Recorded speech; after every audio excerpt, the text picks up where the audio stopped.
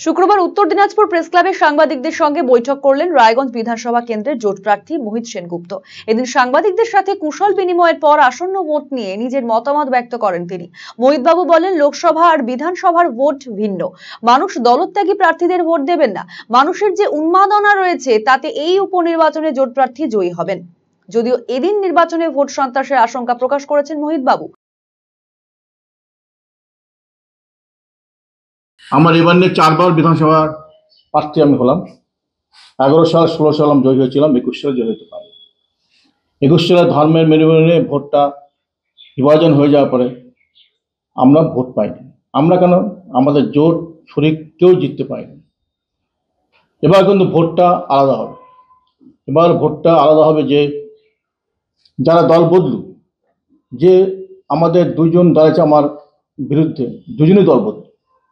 মানুষ তো ভোট দেয় যাকে ভালোবাসে, যার নীতিকে ভালোবাসে ভোট দেয়, যাকে দিয়ে কাজ হয়ে ভোট দেয়।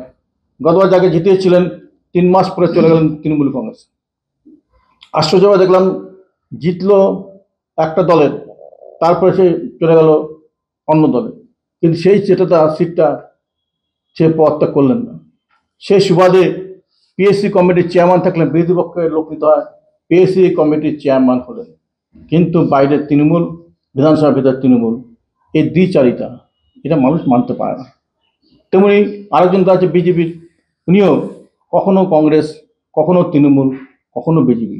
কংগ্রেসের যুব কংগ্রেস সভাপতি ছিলেন, তৃণমূলের পঞ্চমীতে সহসভাপতি ছিলেন, আবার পাল্টিকা বিজেপি।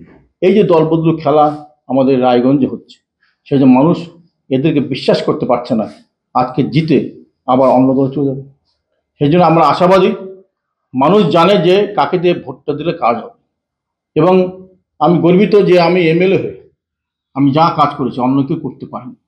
আমার মুখে না, কাজ করে দেখিয়েছি বিভিন্ন ক্ষেত্রে। সেই জন্য আমরা বলি যে মানুষ জানে যে আমি বিধায়ক থাকাকালীন কী কাজ করেছি, সেই কাজগুলো চিন্তা ভাবনা করেন। এবং তারপরে একটা কথা, আমি যখন পৌরসভা প্রবোধে ছিলাম, যে শহরটাকে যে সুন্দর করেছিলাম, এখন শহরটা ভাগাড়ে পরিণত হচ্ছে। মনে দুঃখ করে মানুষ কাঁদছে, এই শহর সেই শহর না। যে শহরটা আমরা পশ্চিমবঙ্গের মানচিত্রে একটা জায়গা নিয়ে গেছিলাম, আমরা ফার্স্ট সেকেন্ড হয়েছে পর্যন্ত পশ্চিমবঙ্গের মানচিত্রে আমরা, আমাদের শহর, সেই শহর কী অবস্থা। এইসব বিভিন্ন কারণ দেখে আমরা আশাবাদী, মানুষ কিন্তু বলছে জোট প্রার্থী, বামপন্থের জোট প্রার্থী মোহিত সেনগুপ্তকে এবার জিতিয়ে আনে, আমার সেই এলাকাটা ফিরিয়ে আনার চেষ্টা করবে। পশ্চিমবঙ্গে ভোট লুট হবে না, এটা হতে পারে না। পশ্চিমবঙ্গ ভারতবর্ষের রেকর্ড অনেক এগিয়ে আছে, যে কোনো ভোট, স্কুল নির্বাচনী ভোট হোক, কোঅপারেটিভ ভোট হোক, বিধানসভা হোক, লোকসভা হোক, পঞ্চায়েত, পৌরসভা, সবখানে ভোটে রক্ত ছড়বে। আমরা আশা করছি হয়তো সেন্ট্রাল পোস্ট থাকবে বুথে, আমরা আশা করছি বাইরে বোমবাজি হবে, পাড়ায় পাড়ায় বোমবাজি হবে, মা বোনদের বলবে আপনারা যাবেন না, মুছে দেওয়া হবে, যেটা করেছে কলকাতা। জেলা পোস্ট এরা ছিল, এখনো চিন্তা ভাবনা করছে কি হবে কাউন্টিংয়ে করে ইভিএম মেশিন সরে রাখা যায়, ঢুকানো যায়, সে চিন্তা ভাবনা এখানে করতে পারছে। কাউন্টিংয়ে ইভিএম মেশিন লুট হবে, আমরা সেইভাবে অবজার্ভারদের বলছি, আমরা অবজার্ভার বসে অবজার্ভার বলছি। পৌরসভায় যেরকম ভোট লুট হয়েছিল 17 সালে, সেরকম কি আশঙ্কা কিছু করছেন? এটা অনুসন্ধান করবে, হয়তো সেরকম করতে পারবে না, যেহেতু সেন্ট্রাল ফোর্স আছে, কিন্তু আশঙ্কা হচ্ছে যে বাইরে করবে, জায়গা লোক যাওয়া থাকবে, ভোটার আসতে দেবে না, বোম মারবে, এসব। একই দিনে উত্তর দিনাজপুর প্রেস ক্লাবে গিয়ে সাংবাদিকদের সঙ্গে সৌজন্য বিনিময় করেন বিজেপি প্রার্থী মানস ঘোষ। এদিন মানস বাবুর সাথে উপস্থিত ছিলেন রায়গঞ্জের সাংসদ কার্তিক পাল। এদিন সাংবাদিকদের মুখোমুখি হয়ে রায়গঞ্জের আসনের উপনির্বাচনের বিজেপি প্রার্থীকে জয়ী করার আবেদন জানান উপস্থিত নেতৃত্ব। রায়গঞ্জ বিধানসভার প্রার্থী হিসেবে আমি মনোনয়নপত্র দাখিল করলাম এবং সেই মনোনয়নপত্র দাখিলের যে মিছিল করে আমরা দাখিল করেছি, শুরু হয়েছে দেবীনগর কালীবাড়ি থেকে।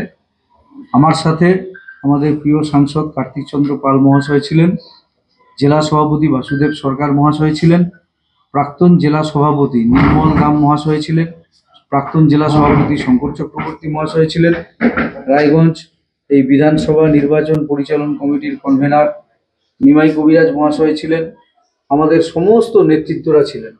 তার সাথে রাজ্যের সম্পাদক এসেছিলেন এবং অজিত দাস রাজ্য ওবিসি মোর্চার সভাপতি তিনি ছিলেন। সর্বোপরি আমাদের মণ্ডল এবং বুথ শক্তিকেন্দ্র স্তরের গ্রামীণ ক্ষেত্রের শহরের সমস্ত কার্যকর্তারা মিছিলে থেকে তারা সকলে মিলে স্বতঃস্ফূর্তভাবে আমাকে নমিনেশন করতে নিয়ে গেছিলেন। কংগ্রেস তো বারবার করে বলছে আপনি দল বদলুন, কি বলবেন? প্রার্থী হিসেবে বলেছেন, দেখুন, আপনাকে ভোট দেবেন। পশ্চিমবঙ্গের রাজনৈতিক পরিবেশ এবং পরিস্থিতির পরিপ্রেক্ষিতে বিভিন্ন সময়ে বিভিন্ন রাজনৈতিক ব্যক্তিত্ব নিজেরা নিজেদের দল পরিবর্তন করেছেন। হ্যাঁ, আমরাও দল পরিবর্তন করেছি। আজকে আমাদের সাংসদও তো প্রথম জীবনে তিনি কংগ্রেস করতেন, পরবর্তীতে তিনি তৃণমূল কংগ্রেস করেছেন এবং এখন বিজেপি থেকে তিনি সাংসদ নির্বাচিত হয়েছেন। এরকম অসংখ্য নেতৃত্ব আছেন। তৃণমূল কংগ্রেস দলে কয়জন তৃণমূল কংগ্রেসের নিজের নেতৃত্ব আছেন উত্তর দিনাজপুর জেলায়? তারাও তো সকলেই দল বদলু তৃণমূলের। আর কংগ্রেসে যার কথা বলছেন, যিনি বলেছেন দল বদলু, ব্যক্তিগত জীবনে আমি কাউকে কোনো আক্রমণ করে কথা বলতে চাই না। আমার শিক্ষা, পারিবারিক শিক্ষা এবং রুচির বিরুদ্ধে সেটা। স্বাভাবিকভাবেই আমি এটুকু বলবো যে মানুষ ভোটের রায়ে বুঝিয়ে দিয়েছে যে বর্তমানে কংগ্রেসের অবস্থান কোন দিকে। রায়গঞ্জের সবচেয়ে বড় যেটা সমস্যা, বিগত 3 বছর ধরে রায়গঞ্জ আপনারা দেখেছেন জমি মাফিয়াদের দাপাদাপি এবং রায়গঞ্জের বিভিন্ন জায়গায় পুকুর ভরাট চলছে, একটা সন্ত্রাসের বাতাবরণ, বিভিন্ন রকমভাবে রায়গঞ্জবাসী নিরাপদে নেই।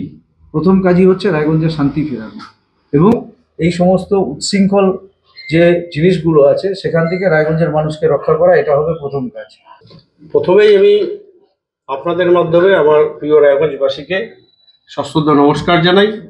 তারা যেভাবে লোকসভা নির্বাচনে আমাকে আশীর্বাদ করেছে, আমি সবার কাছে চিরকৃতজ্ঞ, চিরঋণী। ভোট দেশের ভোট, ভোট রাজ্যের ভোট, কিন্তু তার আগে দরকার শান্তির ভোট। বর্তমান রায়গঞ্জের যা পরিস্থিতি, মানুষ শান্তির পক্ষে রায় দিয়েছে, সেই জন্যই ভারতীয় জনতা পার্টিকে জিতিয়েছে। এবং ভারতীয় জনতা পার্টি জেতার পরে রায়গঞ্জের এখন অবধি কোথাও কোনো বিশৃঙ্খলা বা কোনো কিছু গণ্ডগোল মারামারি কিছু নেই, চারিদিকে শান্তি। কিন্তু রায়গঞ্জ লাস্ট 3 বছরে যে পরিস্থিতির মধ্যে দিয়ে যাচ্ছে, আমি ভোটে দাঁড়িয়ে যেগুলো জানতে পারলাম, বিশেষ করে আপনি একটা জমি কিনতে পারবেন না, নিজের বাড়ি নিজে তৈরি করবেন, তার জন্য ইট সিমেন্ট বালু পাথর কিনতে পারবেন না। এটা কোথায় আমরা বাস করছি? লক্ষ্য একটাই, রায়গঞ্জের শান্তি এবং মানুষ, রায়গঞ্জের শান্তিপ্রিয় মানুষ একদিকে যেরকম শান্তিতে থাকবে, আর বাকি কেন্দ্রীয় নেতৃত্বে যে সমস্ত কাজ রয়েছে আমাদের কেন্দ্র সরকারের, সেই কাজগুলো হবে। তার সাথে যদি রাজ্য সরকার যে অসহযোগিতাগুলো করছে, বিশেষ করে যে কোনো সরকারি প্রকল্পের ক্ষেত্রে ল্যান্ড দিচ্ছে না, সেই নিয়ে আমাদের অন্যরকম ভাবনা চিন্তা রয়েছে। আর তার সাথে আমি এটুকু বলি, রায়গঞ্জের মানুষের প্রতি আমার বিশ্বাস এবং আস্থা, তারা এই উপনির্বাচনেও আমাদের দলীয় প্রার্থী মানস কুমার ঘোষকে বিপুল ভোটে জয়ী করবে।